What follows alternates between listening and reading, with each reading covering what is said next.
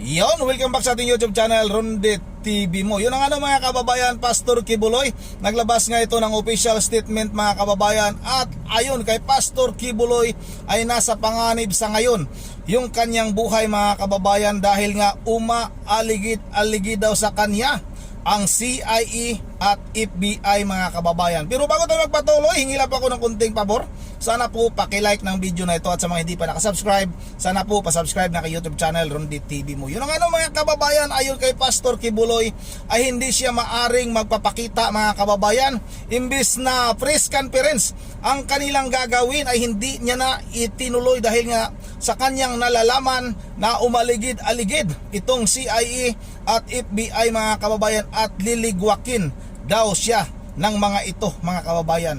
Yun ang ano mga kababayan, nakakagulat ito dahil nga sa sinabi ni Pastor Kibuloy na may patong sa kanyang ulo na nagkakahalaga ng 2 million US dollar o katumbas ng mahigit 100 milyong piso mga kababayan. Yun ang ano, wag na natin itong patagalin. Sabay-sabay na natin itong panoorin. Kababayan ko sa buong bansang Pilipinas, buong sanlibutan, magandang araw, magandang umaga, magandang hapon, magandang tanghali, at magandang araw sa inyong lahat. Ang pangungusap ko pong ito ay napakahalaga para sa lahat ng mga kababayan nating Pilipino na makikinig at manonood sa akin, although hindi nakikita ang mukha ko. Ito po si Pastor Apollo Kibuloy, ang appointed Son of God ng Kingdom of Jesus Christ, the name above every name. Sana po press conference ang tatawagin ko ngayon. Pero dahil nanganganib ang buhay ko, ay hindi po muna ninyo makikita ang aking pagmumukha. Ang akin lang po munang boses ang inyong maririnig.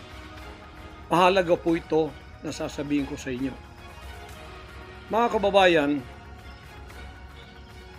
mula po noong 2018, ako ay linigalig na at ang aking kongregasyon na walang dahilan ginawan kami ng kaso doon sa bansang Amerika. Sumunod kami sa batas. Kung kami may sinabi ng violations na hindi pa napatotohanan, yan po ay nasa kanilang federal court na. Kumuha kami ng 20 lawyer upang pag-usapan ang lahat ng kanilang akusasyon, which is about 43 counts. Lahat po yan ay mayroong 20 lawyers na nakatutok at meron na po kaming depensa.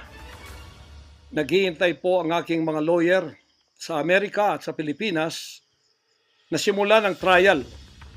Mulang 2018 pinospon, ginawang 2020 pinospon, ginawang 2022 pinospon, 2021 ganun din. 2023 sana ipopospon, pinospon pa rin. Ngayon, hindi na po papayag ang judge. November 5, 2024, talaga pong itutuloy na. Ngayon, ako naman nandito sapagkat indicted din ako. Sealed indictment pa nga ng 3 taon, hindi ko alam ako indicted ako. So anytime pupunta ako doon, pupusasan na ako, hindi ko alam. Pero salamat naman sa Panginoon Diyos sapagkat hindi na ako pumalik doon at hindi nangyari yon. So dahil kasama ako sa kaso ng aking mga workers na mga 9 o 8 kami lahat, ako yung number 1 na principal. Okay lang, sapagkat ako naman ang leader ng kingdom at ako talagang target nila. Sa anong paraan ginawa kami ng kasong hindi namin alam at mga kumuha sila ng witness, handa na po kaming lahat ng aming depensa, lahat ng aming documents, ng aking mga lawyers, US-based lawyers, handang-handa na po kami. Pinopospon nila palagi, pero ngayon hindi na. Ngayon, ako dito sa Pilipinas, dahil nandito na ako nung dumating yung mga kasong yan, hindi ako lumaya sa Amerika, kundi dumating ako dito wala pang kaso. Kinasuhan ako ng naka-sealed indictment, hindi na ako nakabalik doon, pero nandito na ako sa Pilipinas. So hindi po ako tumakas. Ngayon, dahil nandito ako, I will use my constitutional rights for extradition na siyang treaty ng ating bansa. Yan po ang iniintay ng mga lawyers ko dito sa Pilipinas at sa Amerika. Hinihintay namin ang request ng US Embassy sa Department of Foreign Affairs. Hindi po dumating. Sapagkat kung yan pag-uusapan, i-endorse doon sa Department of Justice, wala rin doon. Hinihintay namin para pag-usapan ang extradition treaty kung paano gagawin. Handa din po ako sa kasong yan kung ako'y ma-extradite pagkatapos mapag-usapan at nakadaan na kami ng Court of Appeals, Court of First Instance at Supreme Court. Kung ilang taon yon, dapat magtiis din sila. Hindi dumating yon, hinihintay ko hanggang ngayon. Wala pong request na ganon. Ngayon, eto po ang mahalagang ibabalita ko sa inyo. Mula noong 2018 hanggang ngayon, hindi na po kami mapakali sa ating sariling bansa. Nawala po ang aming kalayaan sapagkat kami dito ay sinosurveillance. Sinosurveillance ako dito sa Pilipinas ng CIA at ng FBI. Sarili kong bansa, ako po ay nagtatago sapagkat liligwakin ako ng ganun-ganun na lang. Walang extradition process na gagawin. Dumating po sa aming kaalaman sa mga sandaling ito from reliable sources. Correct me if I am wrong, but these are reliable sources na dumating sa akin na ayaw na raw po nila ng extradition treaty. Ang kanila daw pong gagawin ng CIA, ng FBI, ng US Embassy at State Department, kasabwat ng ating gobyerno, ng Pangulong Marcos at ng First Lady at kung sino pa man ang nasa gobyerno, ako ay rendition ng kanilang gagawin. Ang rendition, ang ibig sabihin po, anumang oras pwede lang pasukin ang aking compound at ako ay kidnapin.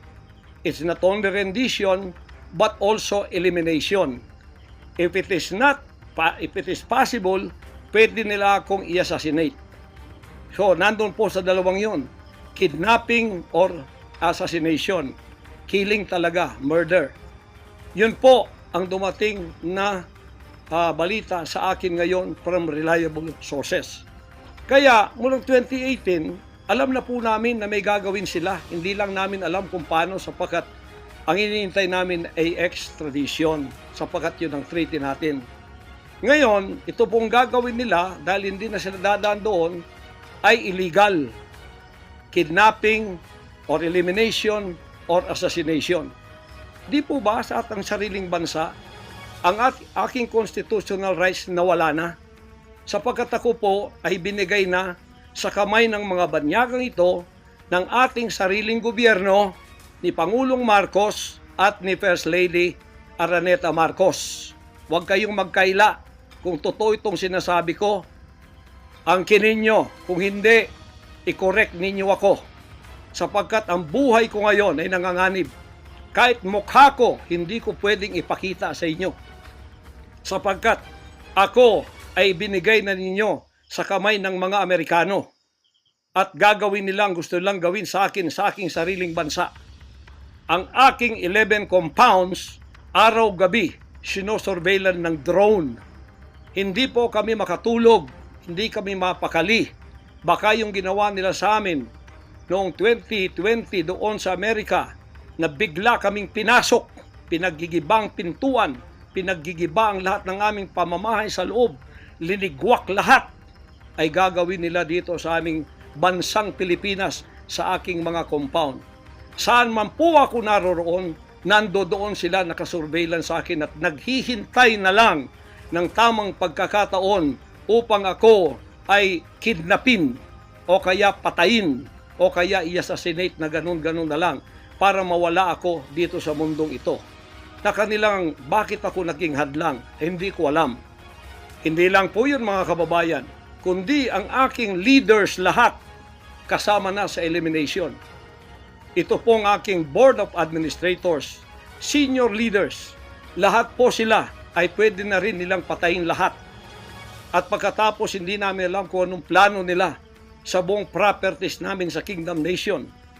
Kahit bakit ganito sila kagalit at bakit ganito ang kanilang treatment sa akin na isang appointed son. Ang ministry ko po ay evangelizing the whole world with the Word of God. Hindi ko naman kasalanan ako'y maging kaibigan ng politikong tulad ni Pangulong Duterte, Vice President Sara, taga Davao po kaming lahat. Lumaki kami lahat dito. Alam ko po ang aking mga kaibigan, sila. Lumaki kami, mayor namin yan, prosecutor pa, naging congressman, naging president. Yan po ang aking pakikipag-ugnayan for nation building. Wala akong ibang interest sa bansang ito, kundi ang pagunlad. Ngayon, ako po ay inuusig. Ako po ay ginigipit. At ako po ay sinasaktan sa lahat ng paraan ng mga false accusation, false allegations na ayaw naman nilang pumunta sa korte.